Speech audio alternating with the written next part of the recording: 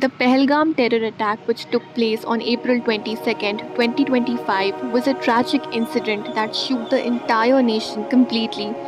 We stand in solidarity with the victims and their families and with all those touched by this tragedy.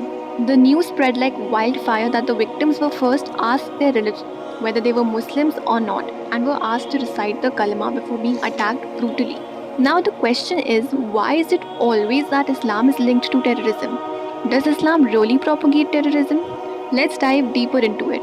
Firstly, jihad, a widely misunderstood term by Muslims as well as non Muslims. It literally means striving.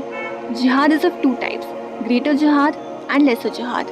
Greater jihad is the struggle against your lower self, that is to avoid evil, do good, and make oneself better. On the other hand, lesser jihad is the outward struggle, that is to take a stand against injustice, oppression, and it may also include fighting. But in every manner, jihad and terrorism are absolutely distinct and contradictory terms. How? Let's examine this with the help of the Holy Book Quran, which every true Muslim firmly follows. Chapter 2, Surah Al Baqarah, verse 190. Fight in the way of Allah with those who fight you, but do not transgress. Indeed, Allah does not like transgressors. Even during a fight, a Muslim is commanded to not violate any person's rights. Chapter 5, Surah Al Ma'idah, verse 32 tells us to kill one innocent person is as though all of mankind has been killed, and to save one is as if he has saved the entire mankind. The Quran further forbids Muslims from creating disorder in the world. Chapter 29, Surah Al Ankabut, verse 36 says, do not commit abuse on the earth, spreading corruption. Even at times of war and hostility, the Prophet Muhammad laid down rules which prohibited killing women, children, and non-combatants and destroying the infrastructure strictly. When Muslims were being harassed in Makkah, the Prophet ordered them to not respond in a violent manner and instead migrate peacefully to another land.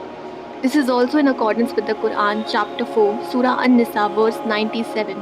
They will say, we were oppressed in the land.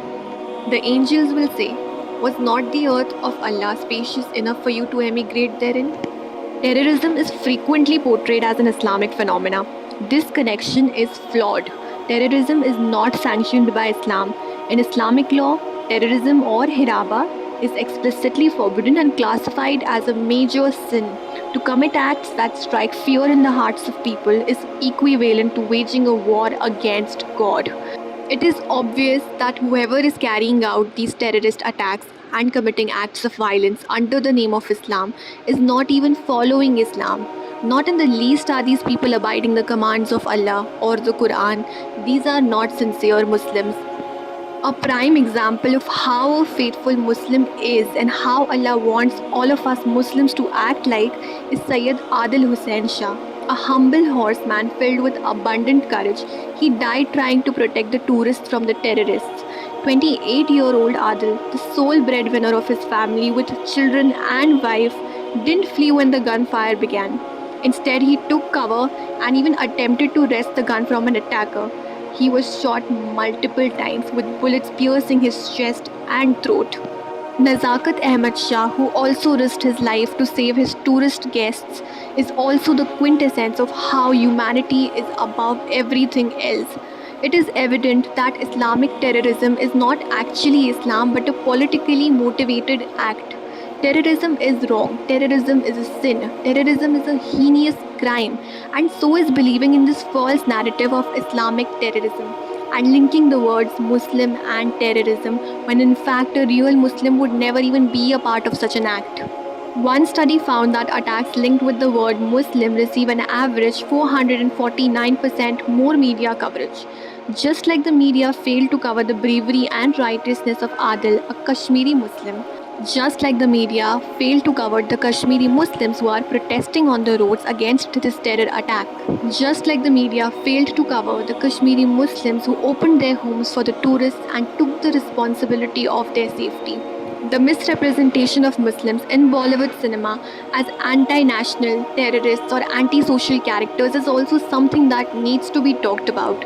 This negative portrayal is a troublemaker, making the whole Muslim community the villain, the untrustworthy people, the traitors. What happened in Pahalgam was terrible. Those attackers shall be found and punished severely. But attacking, harassing, and assaulting Kashmiris and Kashmiri students across India is equal to the same terrorist attack we all are raising our voices against. The people who shall be punished are the ones who committed this crime, not the ones who are as innocent as those tourists who were killed for no reason. Are we really getting justice for the victims by doing injustice to these young Kashmiris and Muslims when it's right in front of our eyes how a Kashmiri Muslim lost his life while saving the tourist who was a non Muslim? We are overlooking the fact that no Kashmiri is benefiting from this incident. In fact, these people have lost their livelihood. We are ignoring that Kashmiris are too suffering in this chaos. Terrorism has nothing to do with Muslims.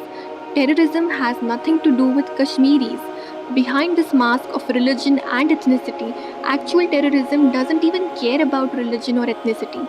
Terrorism has no religion or ethnicity. Terrorism is purely based on politics, and Kashmir being a valuable piece of land and Islam being the fastest growing major religion of the world becomes the scapegoat for these terrorist groups and organizations. The hate needs to be stopped because all Kashmiris and all Muslims are common people like you.